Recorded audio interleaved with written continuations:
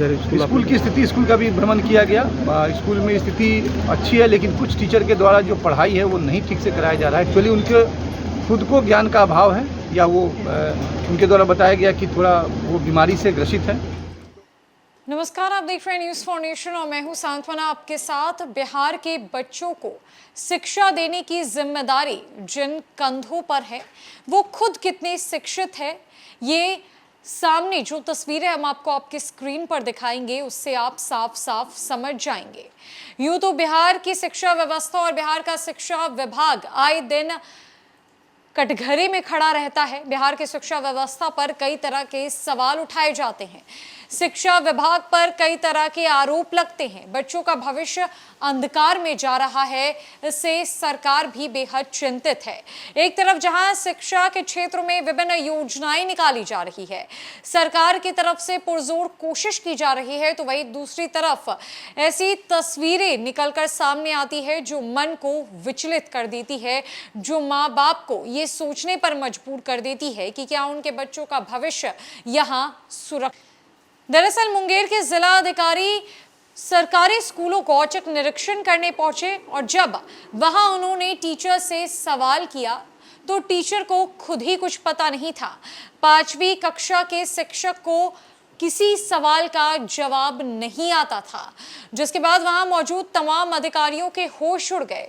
और सबसे ज्यादा जो चौंकाने वाली बात निकलकर सामने आई वो ये कि शिक्षक ने खुद बताया कि वो मानसिक रूप से बीमार है और सारी बातें भूल जाते हैं।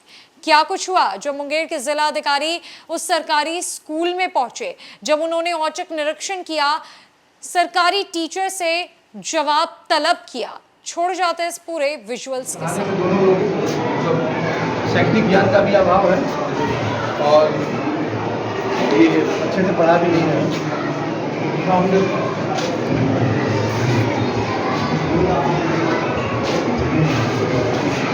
नाथुला आपको नहीं मालूम होता? नाथुला जाने में कैसे जाना है? नाथुला बताइए, यहाँ से बताइए। तो हर साल यही पढ़ाते होंगे, कितना साल से चलते पढ़ा रहे हैं? इसके पहले हेलो बताइए।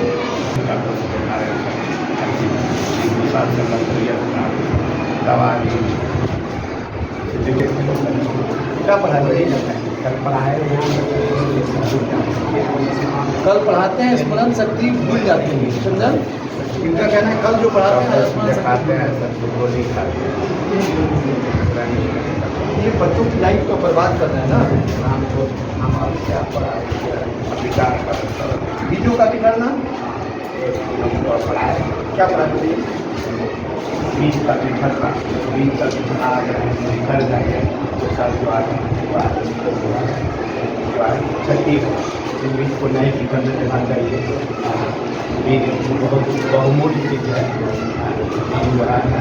बीज समेट कर रखना चाहिए। उसी पर सारा संसार चल रहा है। बीज जो है तो नहीं इसको नाम दे दिया बीज का बिखरना। इसमें तो है कि बीज का ट्रांसपोर्टेशन एक जगह से दूसरे जगह बीज कैसे जाता है? पानी से उड़ जाता है, हवा से उड़ जाता है, मानव ले जाता है। तो बेकार थोड़ा होता है, ये बात नहीं है। बीजों का विखंडन से बीज बेकार हो जाता है। स्कूल की स्थिति, स्कूल का भी भ्रमण किया गया। स्कूल में स्थिति अच्छी है, लेकिन कुछ टीचर के द्वारा जो पढ़ाई है वो नहीं ठीक से कराया जा रहा है। एक्चुअली उनके खुद को ज्ञान का अभाव है, या वो उनके द्वारा बताया गया कि थोड़ा वो बीमारी से ग्रसित है।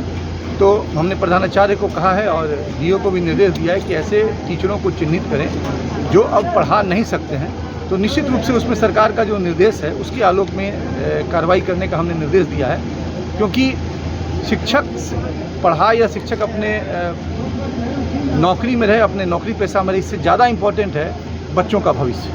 कि वो अगर नहीं पढ़ा रहे हैं तो कितने बच्चों का भविष्य बर्बाद हो जाएगा, और जो आने वाला समाज है वो हमारा अशिक्षित समाज या अल्प अशिक्षित समाज आएगा। तो ये ज़्यादा इम्पोर्टेंट है कि शिक्षक अच्छे से पढ़ाएं। उसमें लगातार हम लोग लगे हुए हैं। जो यहाँ समस्याएं थी उसके बारे में डीओ को निर्देशित किया। हम लोग जो है ना थोड़ा अभी मेंटली डिस्टर्ब हो रहा है। कितने दिन से? डॉक्टर से दिखा रहे हैं। कहाँ दिखा रहे हैं? कितने दिन से बीमार हैं आप? करीब 2 साल। क्या पढ़ाते हैं इस स्कूल में आप? स्कूल में जो है ना पचमा में विज्ञान पढ़ाते हैं। क्या और पढ़ा हाँ, और क्या पढ़ाते हैं? और तीसरा में गणित पढ़ाते हैं, पहला में पढ़ा पढ़ाते हैं। हाँ, इस प्रकार जो है ना पढ़ाते हैं। पढ़ा लेते हैं। हाँ, पढ़ा लेते हैं। आपकी वो मैडम भी यहीं पे हैं, वो भी हाँ, शिक्षिका हैं? हाँ। उनकी क्या दिक्कत, उनको क्या उनकी दिक्कत? पैर में अभी 2 महीना से पूरा जो है दर्द है।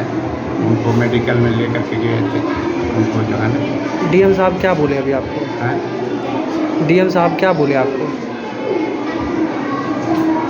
बोले कि दिक्कत होता है, तो यहाँ दिक्कत होता है। अच्छा सर, एक चीज़ बताइए, माइंड आपका डिस्टर्ब है तो आप कैसे पढ़ा लेते हैं? पढ़ाते हैं सर्विस। अब 5 महीना है सर्विस जो में क्या नाम हुआ आपका? रामदेव पास। आपकी पत्नी का क्या नाम है?